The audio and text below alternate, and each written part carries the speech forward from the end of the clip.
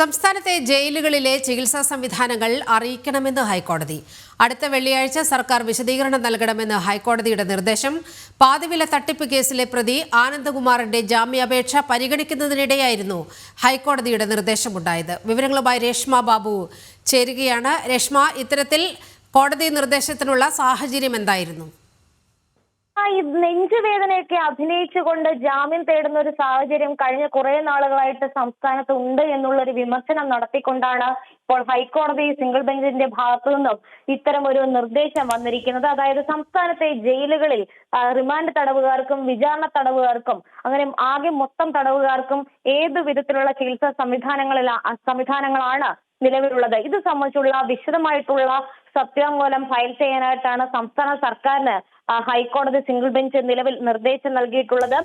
തടവുകാർക്ക് ആവശ്യമായിട്ടുള്ള ചികിത്സാ സംവിധാനം നിലവിൽ ജയിലിൽ ഇല്ലേ എന്നുള്ളതായിരുന്നു ഹൈക്കോടതിയുടെ ചോദ്യം. ഒപ്പം തന്നെ ആവശ്യമെങ്കിൽ ഏതെങ്കിലും ഘട്ടത്തിൽ അടിയന്തര ചികിത്സ വേണ്ടി വന്നു കഴിഞ്ഞാൽ മറ്റ് ആശുപത്രികളിലേക്ക് റെഫർ ചെയ്യാനുള്ള ഒരു സൗകര്യം ജയിലുകളിൽ ഉണ്ടോ എന്നും ഹൈക്കോടതി ആരാഞ്ഞു. ഇത് സംബന്ധിച്ച് വിശദാംശങ്ങളാണ് സംസ്ഥാന സർക്കാർ രേഖാമൂലം തന്നെ അടുത്ത വെള്ളിയാഴ്ചയ്ക്കുള്ളിൽ ഹൈക്കോടതിയെ അറിയിക്കേണ്ടത്. പല പ്രമുഖർക്കും ജയിലിൽ എത്തും മുൻപ് തന്നെ നെഞ്ചുവേദന ഉണ്ടാകും. തുടർന്ന് ഇവരെ ആശുപത്രിയിലേക്ക് മാറ്റുന്ന ഒരു സാഹചര്യം സംസ്ഥാനം എമ്പാടുമുണ്ട്. ഇത്തരം പ്രവർത്തികൾ അവസാനിപ്പിക്കണം എന്നുള്ളതാണ് ജസ്റ്റിസ് പി.വി. കുഞ്ഞികൃഷ്ണന്റെ ഭാഗത്തു നിന്നും ഉണ്ടായിട്ടുള്ള പരാമർശം. ഒപ്പം തന്നെ നിലവിൽ പാതിവില തട്ടിപ്പ് കേസിലെ പ്രതിയായിട്ടുള്ള കെ.എൻ. ആനന്ദകുമാറിന്റെ ജാമ്യാപേക്ഷ പരിഗണിക്കവെയാണ് ഹൈക്കോടതി ഇത്തരമൊരു നിർദ്ദേശം നൽകിയിട്ടുള്ളത്. ആനന്ദകുമാറിന് ഈ ആരോഗ്യ പ്രശ്നത്തിന്റെ വാദം ഉന്നയിച്ചുകൊണ്ട് ജാമ്യം അനുവദിക്കാനാകില്ല എന്നുള്ള നിലപാടും കോടതി സ്വീകരിച്ചു. മെറിറ്റ് ഉണ്ടെങ്കിൽ, അതായത് ജാമ്യത്തിന് അർഹതയുണ്ടെങ്കിൽ